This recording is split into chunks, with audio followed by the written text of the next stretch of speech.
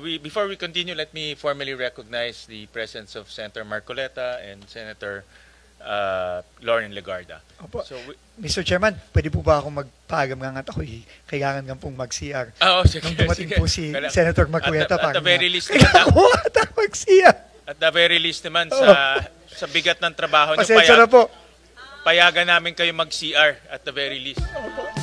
So inyong napanood mga kapolitika itong budget hearing na naman dito sa Senado na kung saan ay dinaluhan nitong si Vince Dizon at itong si Marcoleta. Pero yung pinaka-highlight kasi dito is medyo kinabahan itong si Vince Dizon kung kaya iihi daw muna siya bago magsimula yung budget deliberation or budget hearing ng Senado ngayong araw, October 27.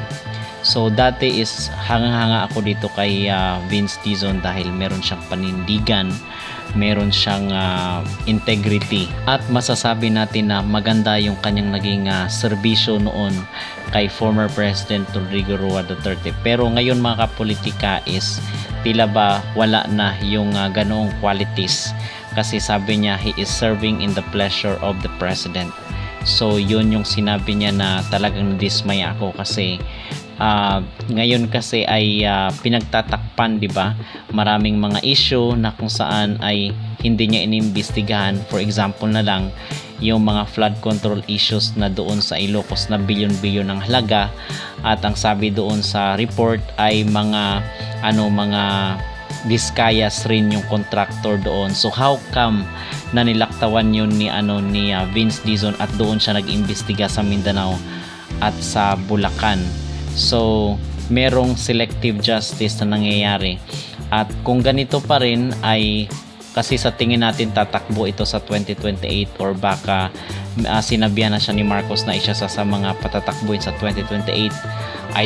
I doubt na mananalo itong si Vince Dizon. Siguro kung under siya ni former President Duterte ay pwede pa, pero ngayon na under kay Marcos ay matutulad lang din siya doon kay Benhur Abalos na natalo bilang senador kahit napakasikat niya at DILG secretary siya. Meron siyang connection sa iba't ibang sangay ng gobyerno at sa local level, pero natalo siya dahil walang convincing power itong si Marcos.